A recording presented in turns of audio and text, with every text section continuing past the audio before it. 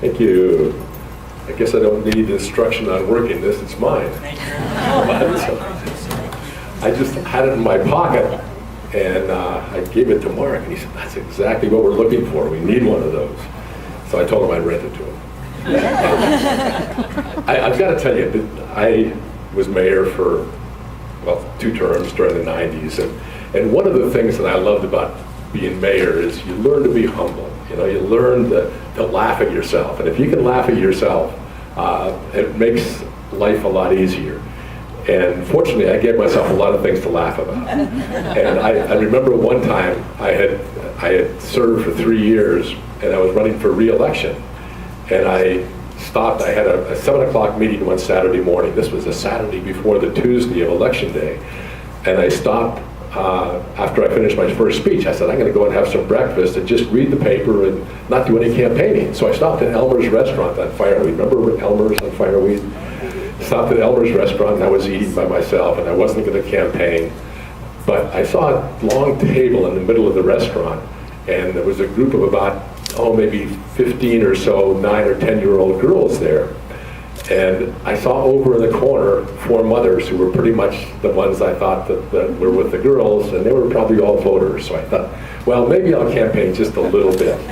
So I walked over to, it looked like a birthday party. I walked over to the girl at the head of the table, the birthday girl, and I got down on my knee, one knee, because she was short and I'm tall, and asked her how old she was and wished her happy birthday and asked her about school. And all the time I'm thinking to myself, you know, she'll never forget this. This will make it really special that the mayor came to wish her happy birthday. That's really a big deal. That's really neat. And I wished her happy birthday, and I got up and I went to walk back to the booth I was at. And as I got up, I heard the little girl next to the birthday girl say, "Who's that?" And the birthday girl turned to her and answered, and she said, "That's Elmer."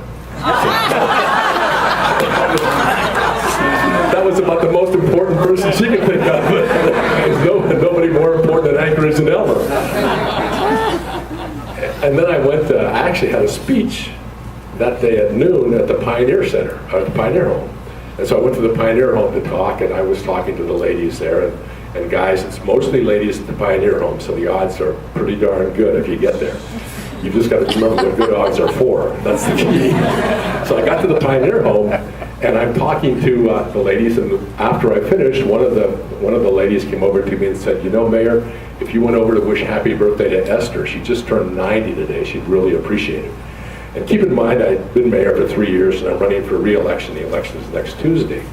And so I thought, okay, I can do that. I've already had a little experience this morning wishing somebody happy birthday. I can do that again. And so I walked over to where Esther was, sat down next to her, and talked to her a little bit about the election coming up Tuesday, and I wished her happy birthday, and we talked for a minute, and I said, I hope you'll consider voting for me.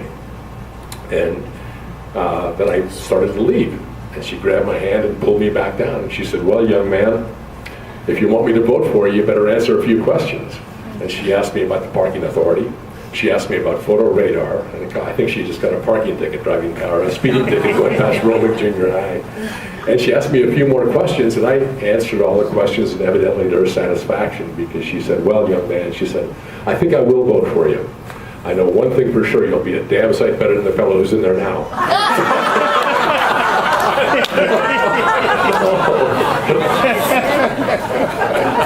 You think I told her I was the incumbent? No, I didn't have a chance in the world.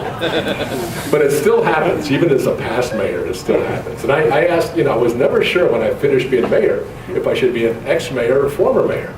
And I was mentioning that to a lady, and she said, "Well," she said, "I've got an ex-husband and an ex-fiancé and an ex-boyfriend, and they're all jerks. Yes. So I think I'd be former mayor." So officially adopted former mayor instead of ex-mayor. But I was at the IHOP restaurant in Wasilla. We have a second home out in the valley, and I was in the IHOP restaurant in Wasilla about a year ago. And I could hear the kids from Colony High behind me in a booth, and they recognized me. They couldn't quite place me, but they recognized me. And they're trying to figure out who I was. And they were going back and forth about who I was. And finally, the kid who was talking the loudest, and I overheard him, I could hear him pretty well, he said, "I know who he is. He's that guy that does that crazy dance in front of the mattress ranch. That's him."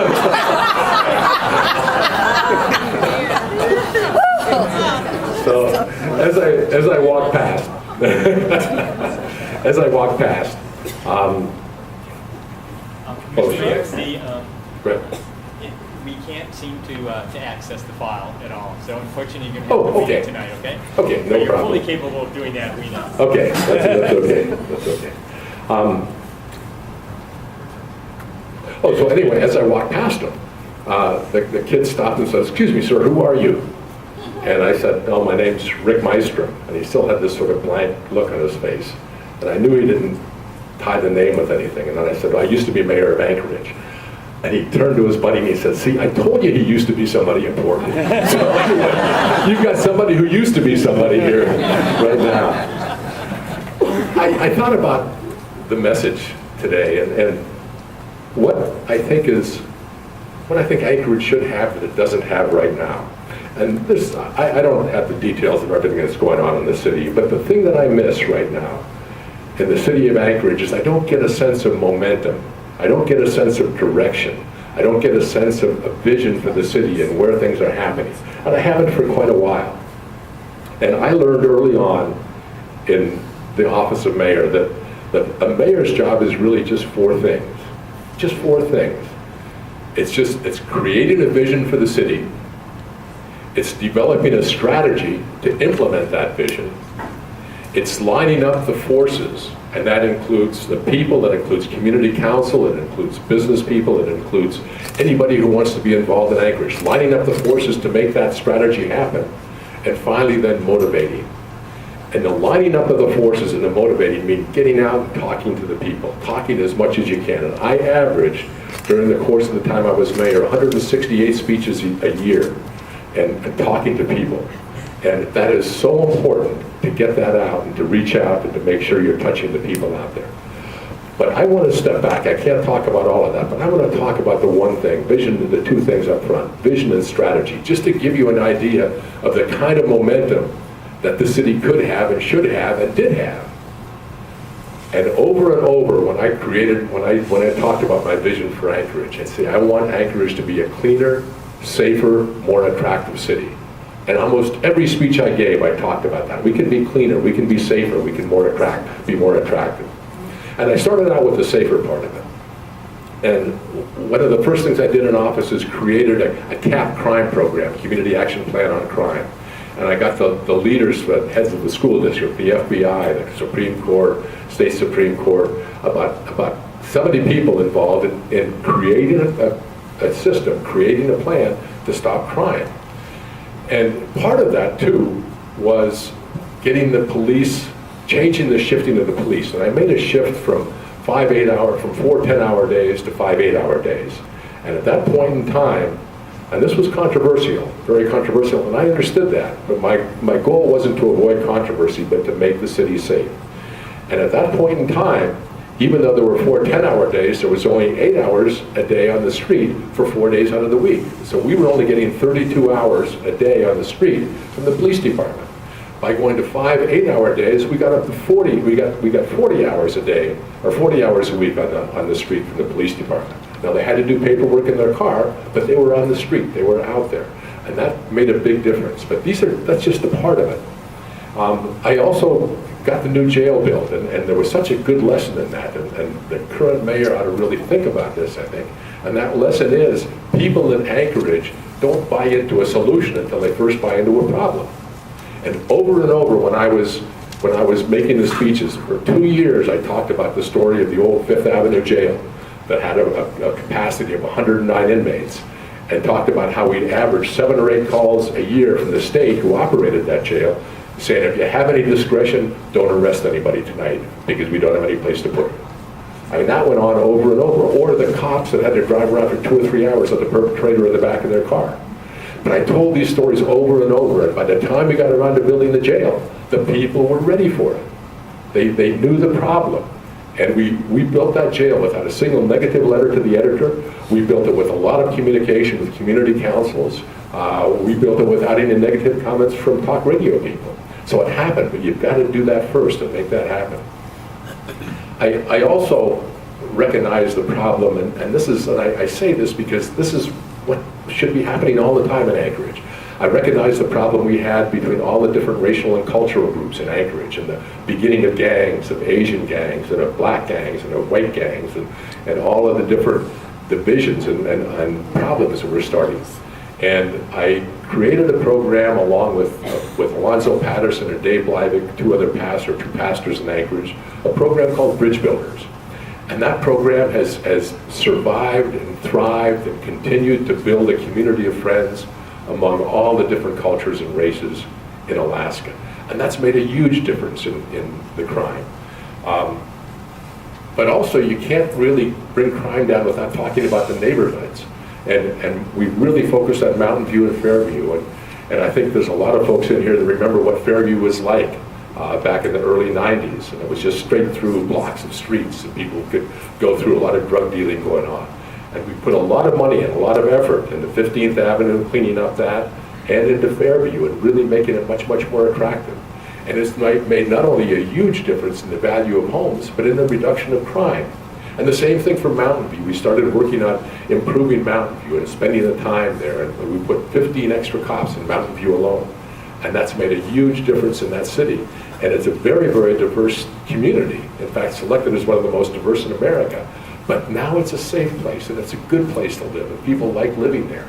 And one of the reasons it's considered one of the most diverse community in America is that there's 37% Caucasians there. That's not just a minority community. There's a combination of Caucasians and minorities.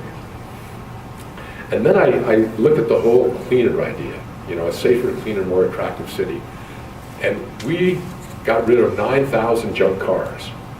9,000 junk cars in Anchorage, because they were all over. And the people told me that you could get rid of the junk cars in the street, but you can't get rid of them on private property. Well, we found out a way that we could not do it by force, but do it by convincing people. And that is, when we found cars that were on private property that looked like they were junk, that didn't have current license plates, we would just put a warning on the windshield. And there was a big red warning, and it basically said, you need to get this registered or get it cleaned up, and talk to us and we'll tell you exactly how to do it. But a lot of times when our people were putting that on there, the owner would come out and say, what are you doing here? They said, well, we're putting this on your car and you've got 2 weeks to get it licensed, get it taken care of, or there's a possibility we'll go through a process and then tow it, and we'll fine you $35. They say, you mean you'll get rid of this piece of junk for $35? They reach in their wallet, right there, the inspector would give them a receipt and we're done. That happened about 80% of the time. I mean, people wanted to get rid of those cars, they just needed a simple way to do it. And reaching in their wallet and paying $35 to get rid of that car solved that problem.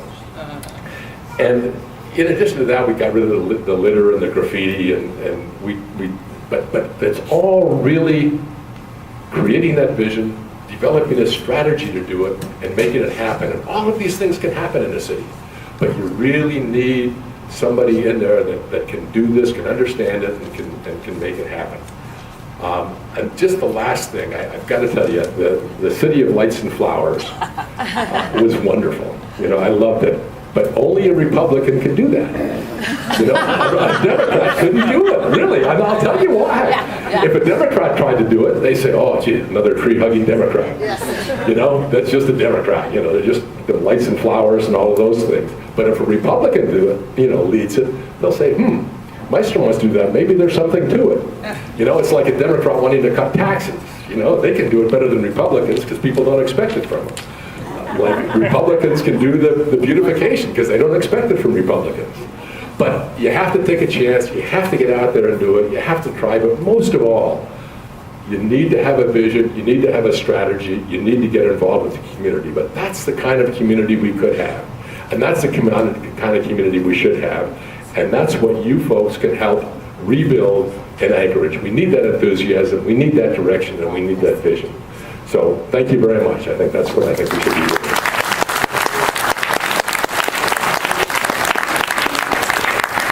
Mark told me I could do one thing. Yes, sir. That's okay. People would always introduce me as a former mayor, or former Alaska Small Businessman of the Year, or former chair of the Olympic bid, or former assembly person, or former this or former that. And I said, gosh, Am I just a former? Is that all I am? So I decided I wanted to do something else and become a current.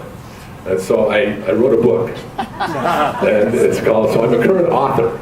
I'm a former everything else, but I'm a current author. Former football player, not in the NFL, former athlete. And it's called My Wonderful Life with Diabetes.